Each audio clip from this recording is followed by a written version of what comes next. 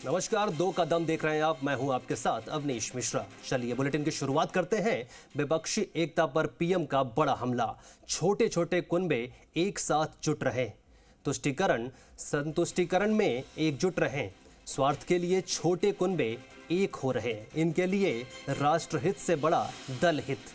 भोपाल में पीएम मोदी ने बूथ कार्यकर्ताओं को संबोधित करते हुए विपक्ष पर करारा हमला किया है। प्रधानमंत्री नरेंद्र मोदी भोपाल के दौरे पर हैं, जहां उन्होंने देश में यूनिफॉर्म सिविल कोड लागू किए जाने को लेकर बड़ा बयान दिया है। पीएम मोदी ने कार्यकर्ताओं को संबोधित करते हुए कहा, एक में दो कानून से घर नहीं चल पाएगा, ठीक उसी तरह से एक देश में दो कानून नहीं हो सकते हैं।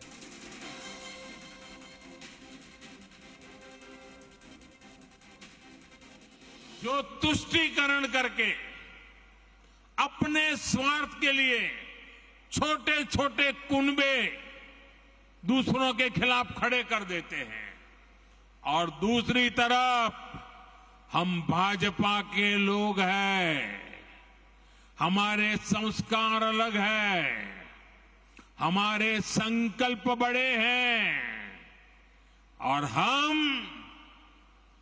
हमारी प्राथमिकता दल से पहले देश की है। और हम सब ये मानते हैं कि जब देश का भला होगा तो सबका भला होगा, जब सबका भला होगा तो देश आगे बढ़ेगा।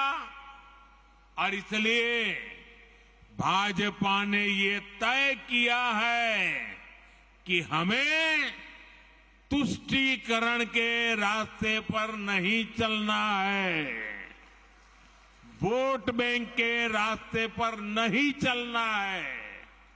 हमारा रास्ता कौन सा है?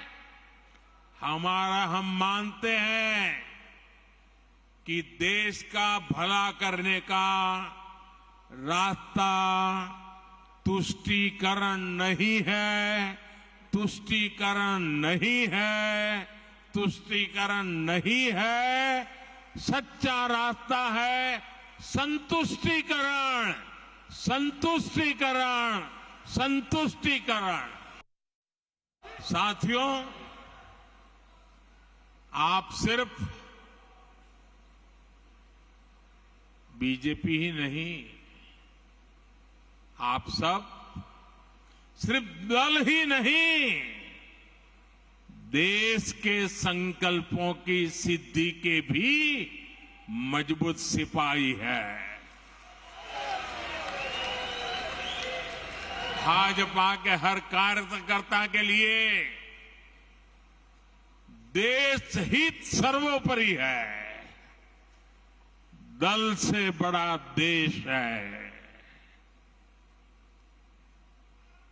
जहां दल से बड़ा देश हो, ऐसे कर्मठ कार्यकर्ताओं से बात करने के का मेरे लिए भी एक मंगल अवसर है। मैं भी बहुत उत्सुक हूं।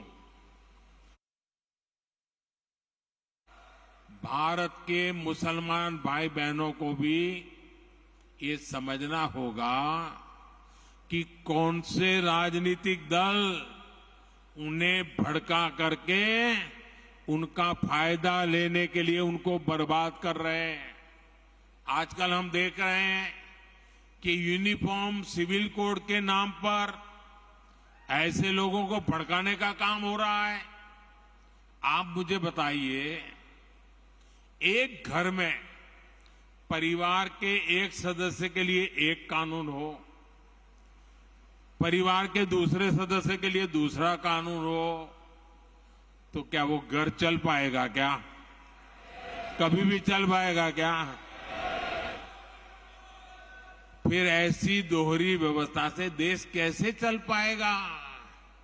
हमें याद रखना है कि भारत के संविधान में भी नागरिकों के समान अधिकार की बात कही गई है। साथियों, ये लोग हम पर आरोप लगाते हैं, लेकिन सच ये है यही लोग मुसलमान करते हैं। अगर ये मुसलमानों के सही मायने में हितैषी होते तो अधिकांश परिवार मेरे मुस्लिम भाई बहन शिक्षा में पीछे न रहते, रोजगार में पीछे न रहते, मुसीबत की जिंदगी जीने के लिए मजबूत नहीं रहते। और सुप्रीम कोर्ट ने बार बार कहा है, सुप्रीम कोर्ट डंडा मारती है, कह रही है कॉमन सिविल कोड लाओ, लेकिन ये वोट बैंक के भूखे लोग। अच्छा, मैं आपको एक और बात बताना चाहता हूं।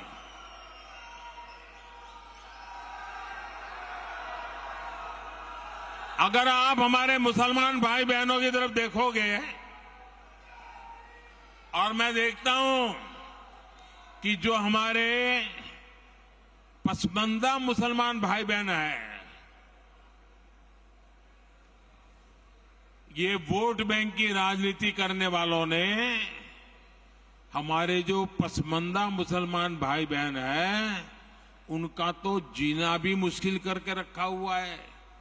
वो तो तबाह हो गए, उनको कोई फायदा नहीं मिला है। वे कष्ट में गुजारा करते हैं, उनकी आवाज सुनने के लिए कोई तैयार नहीं है। उनके ही धर्म के एक वर्ग ने पसमंदा मुसलमानों का इतना शोषण किया है।